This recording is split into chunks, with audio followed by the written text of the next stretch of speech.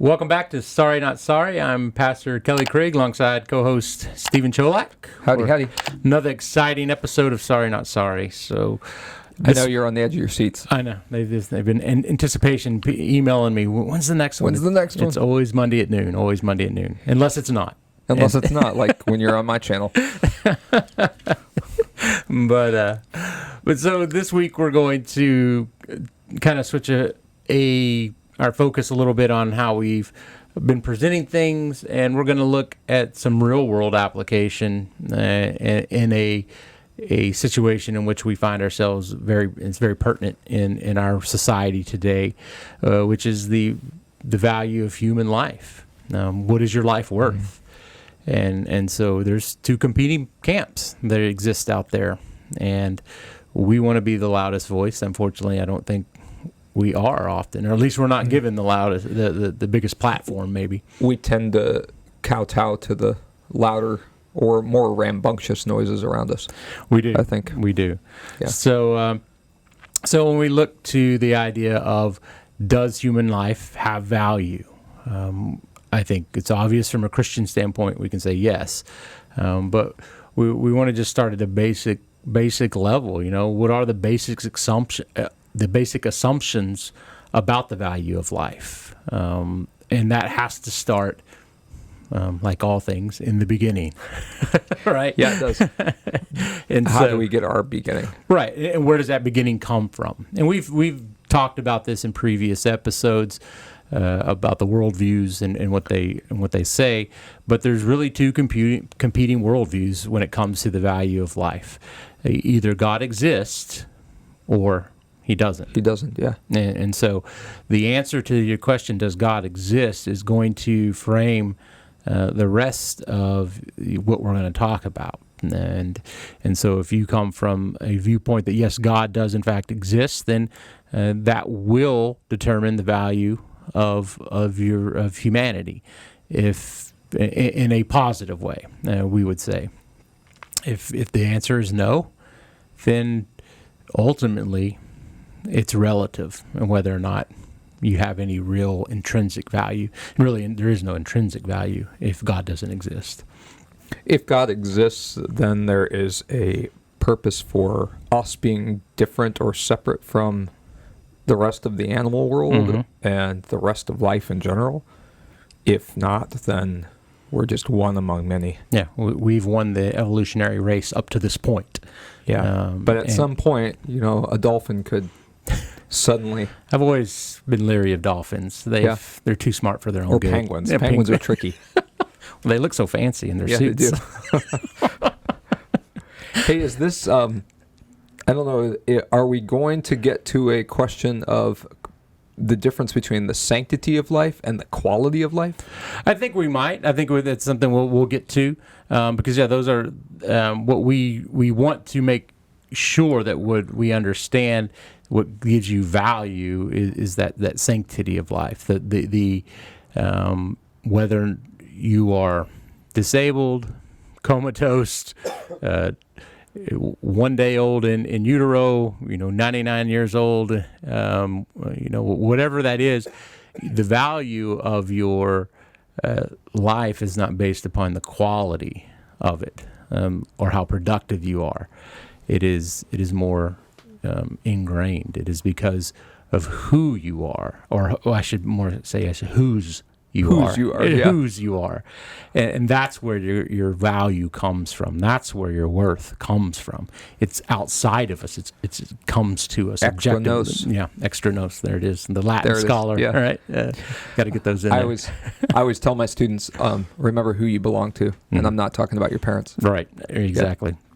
Okay. Yeah, well, our Heavenly Father, right? Yes, exactly.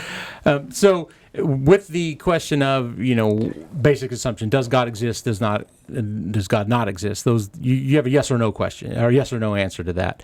And so that's going to help inform your reality. What is reality? And so those that say, no, God does not exist, we would categorize them in an atheist camp, or secular humanism is really the vein in which you have, the atheists are encamped in. And so the secular view of reality then comes to us, and I think we touched on this is simply just natural. It's materialistic.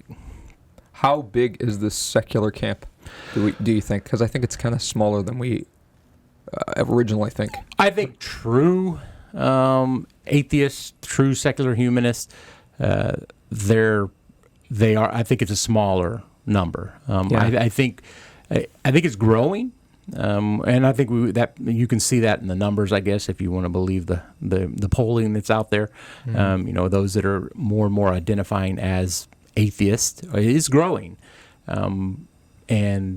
but you see more of the spiritual, not religious. That's the largest, I think, growing segment, and as far as people's worldviews, the modern day agnostics, right? And that's the one that's really swelling in ranks, because people. One, we talked about, Paul in Romans tells us, the law's written on our hearts. We know that God exists. We know that there's something outside of us, and so even those whose hearts are hardened by sin can't get to the point or they completely deny God. There's something within them, even if they deny the true God and they deny, Christ. And even if they deny any of the other false gods of the major religions in the world, they'll invent a God that they can hang their hat on. Yeah, and Luther talks about anything that you put your trust in, the thing that receives the highest amount of your trust is going to be a God to you. Mm-hmm. Yeah. So there's like a hierarchy in every heart of where you put your trust, love, and fear. And that could be in cars, it could be in your popularity, it could be in your amazing speaking skills, it could be in the company that you keep, all sorts of things. Yeah, you name it, and we've made a God out of it. And so for most people, the vast majority of people today are not secular humanists. I think you probably see a larger portion in Western societies, and even communist societies where they've been programmatic about stamping out God. But most people deep down recognize that there's something outside of themselves, and so they fall into that agnostic camp. But for the secular humanists, and I think, and for the agnostics, and even for a lot of people, they look to see the world in natural terms, materialistic terms, that only the material exists.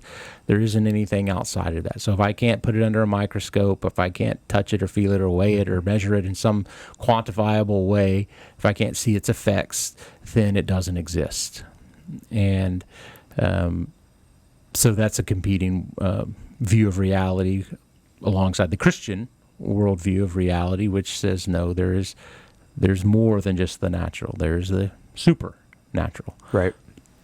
And the realm in which God exists, the realm in which demons and angels exist, the realm in which the soul and spirit exist, and those aren't accessible in the way we would are able to access biology and material things.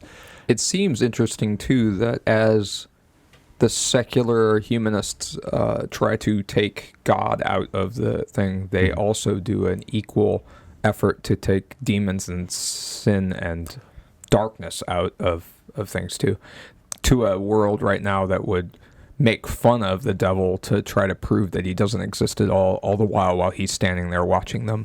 It is, and you see it most clearly in those people that identify as Satanists. The vast majority of Satanists are atheists. They see Satanism as a philosophy, a worldview in which they can follow an ethos that gives them a moral direction. But they don't believe in the devil any more than they believe in God. And they believe in the precepts of the devil, even though they won't attribute that to him, and because he doesn't exist. He's just a figment of man's imagination. But they like the perceived freedom and that it goes along with Satanism, and they basically, you're in the middle of everything, and if it feels good, do it. And if those followers then can convince that there's no Satan, that there's no sin, they can also work to say there's no human life that's worth. Right. There is nothing intrinsic about us. We are simply an organic machine that functions at a higher level, but we are here by chance, and we are only here for as long as chance holds up. An asteroid slams into the Earth, and we're gone, and the sun goes supernova or whatever. Whatever That's it. That's it. We're not here anymore. We're and the greatest monuments to humanity are lost for time and eternity, and so that is what that worldview ultimately leads you to is a nihilistic worldview if you follow it to its end. But also, there's not a lot of true nihilists either, because the end of nihilism is basically ending your life. And if you're walking around as a nihilist, you haven't fully embraced it because you're still here. Right, you're still here. But then the opposite side, or the flip side of the coin, is the reality of our faith that says, before the foundation of the world, God knew us. Right. That then we came into being as he formed and shaped us in the womb, and that we will continue to live with him after we die. After the wages of sin are paid, and our death, we will be in spirit in heaven. But on that last day of history, when Christ comes back for the resurrection of the dead, we're reunited, body and soul, as humanity was originally intended to be, and we'll have an eternity. And he comes back because we're worth something to him. Right. And the worth is immeasurable. You look to the cross and you see the worth. You see your worth. The death of God is what you're worth. And so, although he does not stay dead, but nonetheless, he died for us. He died for everyone that has ever lived and ever will live. And so that in and of itself, and that's really the implications of these two realities as it concerns the value of human life. If there is a God out there who created you and created this universe, and in the Christian worldview died for you to reconcile that, your worth is immeasurable. It's beyond comprehension what you are worth. If we are random chance, you're not worth anything. And I might as well just take out the people that are annoying to me and live my life the way I want to. Right, and you become a complete hedonist or whatever, however you want to live your life, you do it. Yeah, I like Krieg's truck, so I'm just going to take it. Yeah, you can have it. And it's been... No, it's still a good truck. Don't take it, please. Okay, I won't. Thank you. The seventh commandment tells me not to. Not to, right? But yeah, so there's this idea that somehow you can derive a morality outside of God, and that we as humans can come together to make a morality, and it falls apart very quickly when it stands up against the real world test. Yeah. We had a discussion in class the other day. Can a person who has no faith do a good work? That was a very interesting conversation with the seventh graders at the time of, well, what is a good work, and why are people of without faith, why are they doing this work? What is the ultimate? Right. Well, and I think when we have questions like that, it's first and foremost important to define the terms. What is a good work, and what does it mean to do a good work? And as we understand, as God reveals to us, works done in faith are pleasing to God. Those that are outside of faith have no merit in the eyes of God. And so, but does that mean an atheist who builds a orphanage is a bad person or does a bad work or something like that?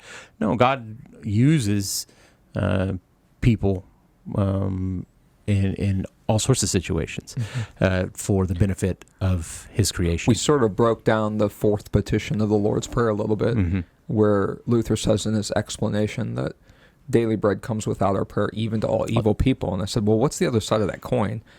he even uses evil people to give you your daily bread. Right. Right. Well, and when I have this discussion, I always have my kids turn to Genesis 50, and talk. What does Joseph tell his brothers?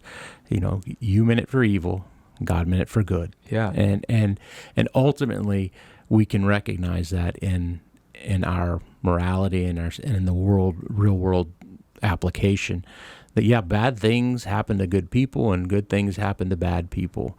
And it's not a question of being fair or right, because what is fair and right is for us to be punished but for our sins. Mm-hmm. Anything outside of that is not fair. Yeah, and this weird understanding that we belong to God, Mm-hmm. and that he is testing, shaping, disciplining, nurturing. And that sometimes means that you do things that are unpleasant to the one who's being shaped or nurtured. All right. It's the old, my parents, this is going to hurt me more than it's going to hurt you. Well, my response was always, then don't do it. Then don't do it, yeah. But now being a parent myself. Son? Yeah, right. Don't get licky with me. But being a parent now myself, I recognize that pain that my parents were talking about, because it does hurt to have to discipline your children. But ultimately you do it because you want what is best for them. You want them to be safe and healthy and have a proper, moral outlook in life. And so, we refine through the fire. Sometimes the burns are self-inflicted, and sometimes it's testing in which we are led through the fire. And sometimes, to use Paul's analogies, you're running a race that the Lord has put you on, and when you're training for that race, that's a little bit of effort. Right. Yeah.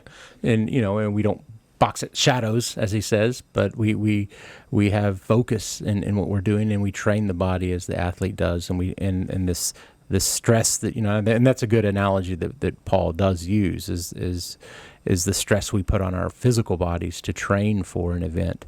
It hurts. There's a reason everybody's not a marathon runner. Yeah. Because I don't want to walk 26 miles, let alone run 26 miles. Every day. Every day. I know. We have a mutual friend that runs marathons, and I look at him and I'm like, what is wrong with you? Thank you for taking one for humanity. Exactly. But it does, you can do it when you train. And our, the training we get we're guided through it with God. It's not something we're going to do our own. We're not going to train ourselves. We have to have that, to continue the metaphor, that trainer, and that God does that. He strengthens us.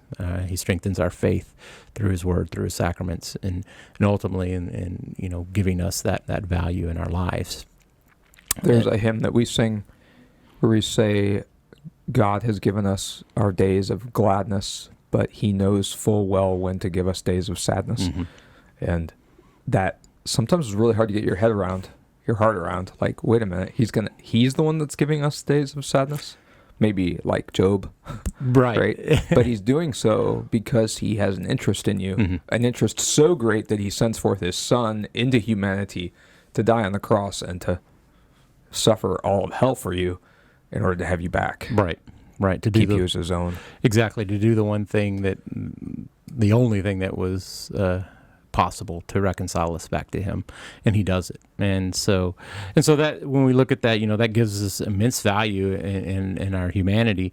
And so when we look to that, then okay, either you have no value or you do have value. That's going to inform our ethical viewpoint. So what ethics do we derive from the viewpoint, the secular humanism and the Christian viewpoint? Well, you see this played out in these various governments of the world, right? Where humanity is just sort of a pawn in their game versus, someone who is a caring, loving mm-hmm. leader. Right. You get the Hitlers and the Stalins who will execute whoever. Yeah, at a whim. Just to make, because there's no intrinsic worth to anybody. Right. Like, there'll be more born. I can just... Yeah. People are going to come and continue to be born and continue to be manipulated and used as cogs in the wheel of my power and whatever it might be. And so, but all of those men primarily men are in those situations. But there's been some women despots as well. We're equal opportunity. Don't want to be sexist here. Yeah. All of humanity is corrupted and sinful. Like Jezebel? There you go. We'll take one from the Bible. Yep. And so... No comment from Pastor Krieg. He's just going to move past that one. I was falling down a rabbit hole there. I just got to get out. Yeah. Okay. All right. Moving on. but so when we look at those, the ethic then for those people like that, it's they're not seeing themselves as the bad guy. No. They're doing what's right. They're doing what humanity. It's the almost, to take a modern, a fictional villain, Thanos from the Avengers, where he snaps his finger and wipes out half, or I don't know how many, 3/4 of the universe, because that's what needed to happen. He didn't see himself as a bad guy. Hopefully the Earth wasn't in that. Oh yeah, everybody was. Oh, okay. I didn't see these movies. Oh, sorry, I ruined it. I won't ruin it for you anymore. I've heard a lot about Thanos, though. So with that, he doesn't see himself as the bad guy. He's doing the world a favor. He's doing the universe a favor. Well, that's what Hitler was thinking. Yeah. Get rid of these nasty... Yeah, these undesirables. Undesirables, yeah. And we will have that pure race where we'll all just get along and everything will be wonderful. And it's just, it just simply isn't that way. And I think, I know, and we know that as well. So it's that moral relativism that gives us, we gives us wiggle room. Yeah. And then I don't know how many people realize this, but you see the other side of the coin, Christianity, who has an infinite worth upon human life, that ended up being the ones that created all of these hospitals and universities and orphanages and all of these things that... The mercy arm of the church is... Which tends, at this point in time, at least in the United States, to be taken by the government to do. And like we started the whole episode off, is being relinquished by the church because, it's getting done. Right. Somebody's doing it. And so now we can focus on X, Y, and Z now, or whatever it is. And so, so that gives those, so we have a moral relativistic view in the atheist camp or secular humanist. But then in Christianity, we have moral absolutes.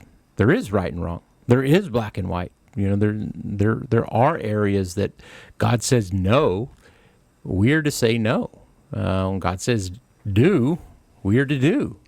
And so that gives us clarity and direction and a sense of value.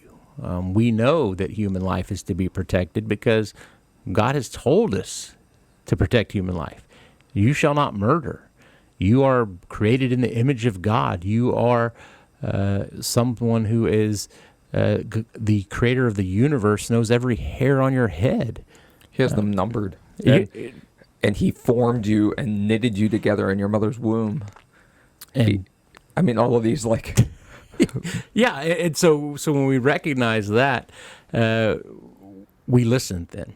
We listen to what he says for what is his will. Now, we don't do it perfectly because sin corrupts us and leads us astray. But nonetheless, we still continue to let that guide us. And, first and third use of the law, into that guide and the curb and the guide to show us what not to do and where to go. And so that's what our morality is based upon.